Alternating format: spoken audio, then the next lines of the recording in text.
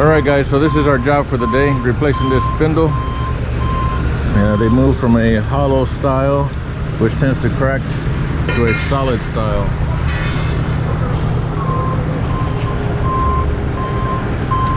I think I've done that one before, but since they're upgrading, we have to get it replaced now. So stick around.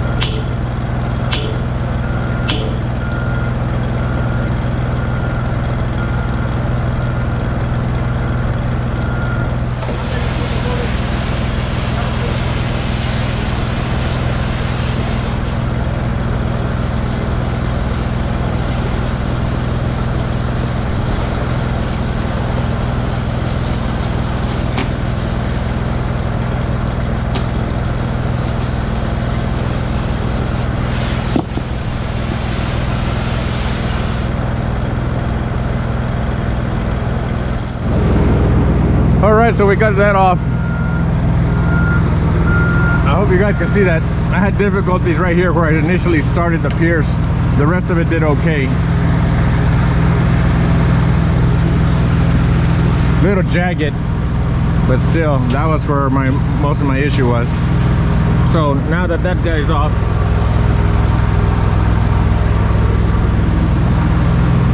now the cleanup begins. So I'll have to needle scale all that slag off of there and then work my way from the inside and cut all that stuff off, and then I can see the separation line between those two pieces, and I would torch from the inside out in that situation. So more fast forwarding here.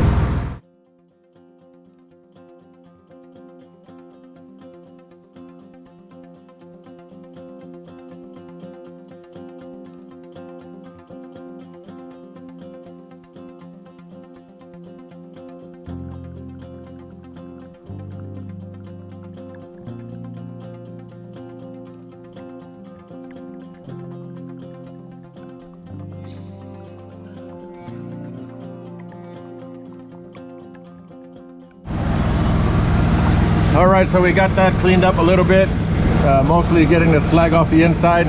What I'm gonna end up doing now is cutting it from the top down. Although it doesn't give me much room, so I need to cut this material off. And it's a recessed flange, so I need to cut down so I can see the separation line. I need to cut down all the way around the perimeter, which is not fun, but you know, it's work. So let's keep going.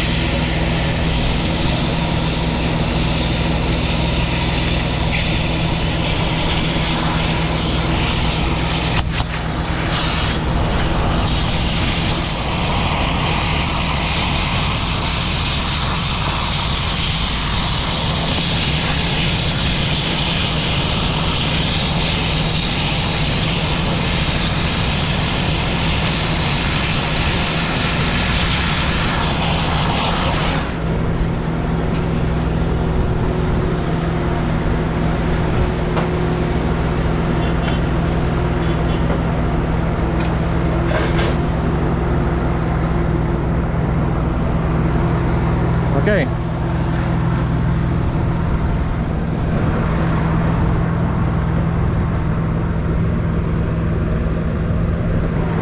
Pick it up. That's the separation line I'm looking for. All right, keep going.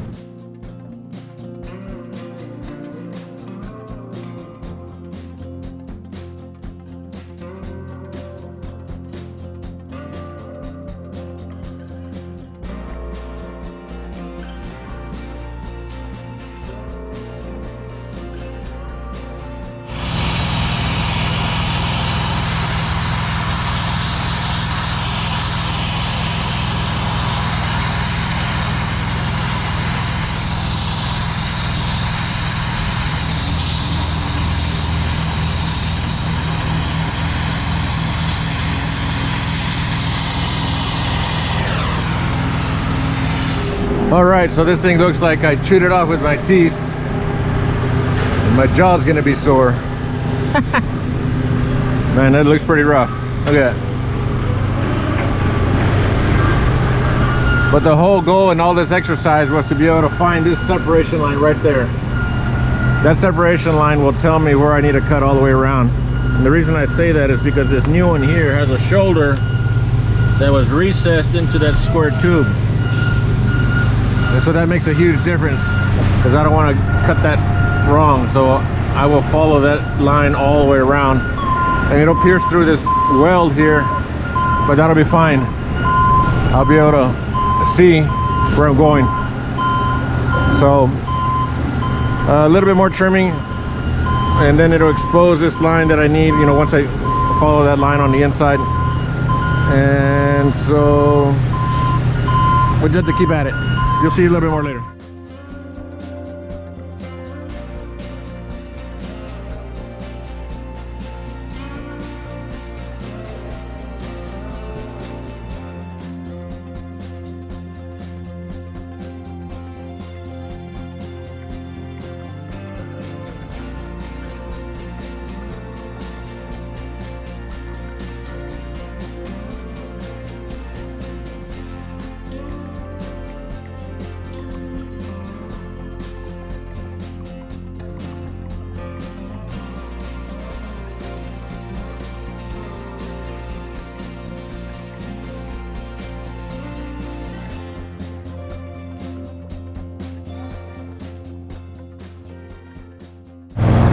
Okay, so that's about as clean as we're gonna get it.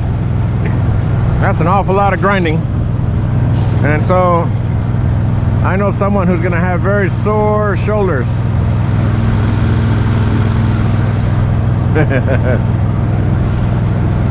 And me too. All right, so we'll try and fit it up. I had to cut this down a little bit. You saw some of that high speed, because these guys are theoretically the correct measurement to fit inside that rectangle, but not really. So they need a little bit more trimming, and that's what I've found over the years, that they look like they'll fit, but they don't fit. So this will fit. And so we'll put a eye bolt right here, get it up a little bit closer with the SkyTrack or with a forklift, something, weld something in there, put a chain, come along, be done. Suck it up and make sure it's level, it's square, and all that good stuff. So that's the next step.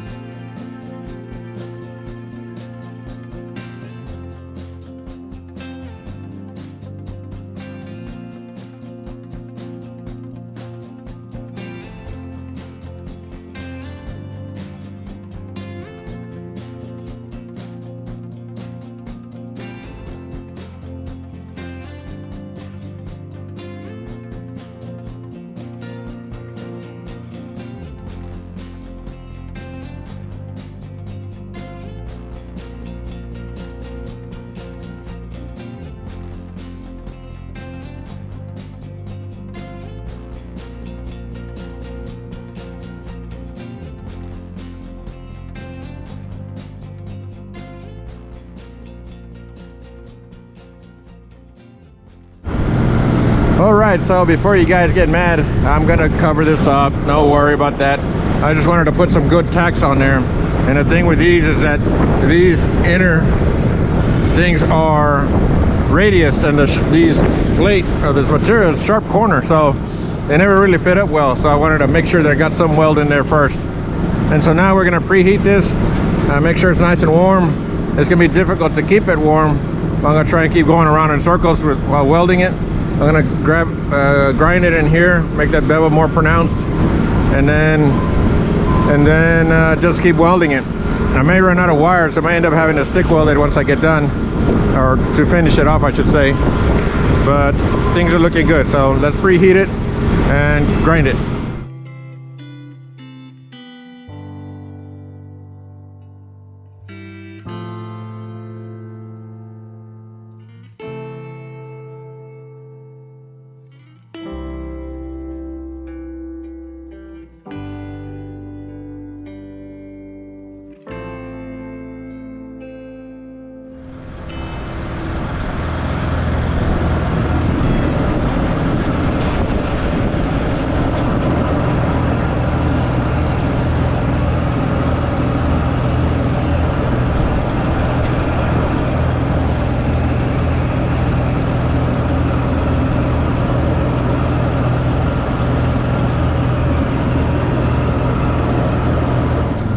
right, so things are looking good.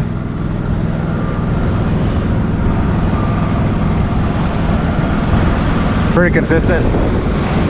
Heated it up. Now it's just pretty much just welding. I wish I could show you more of the welding, but I'm not set up for that today. So you're gonna see me go around in circles a few times and I'll show you the final outcome. All right.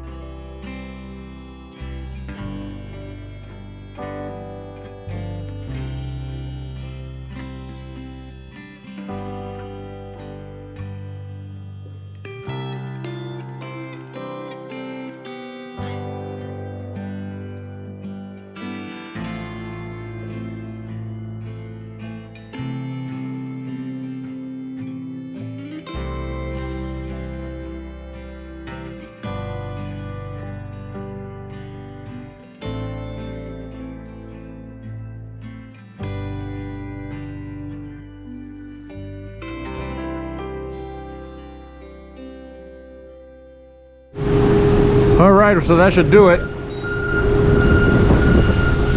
Not as good as I can get for being out here in the wind. I started off using flux core, but man, oh man, it would just give me problems. Mostly that I was having difficulty with it myself. But you know, with stick welding, you can't go wrong.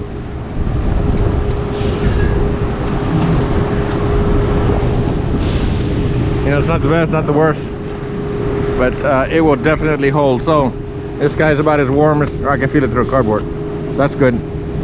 So but that's about it. So I know it wasn't much detail about what I did, I guess, so I don't know if you learned anything, but either way, thanks for watching and we'll catch you guys on the next one.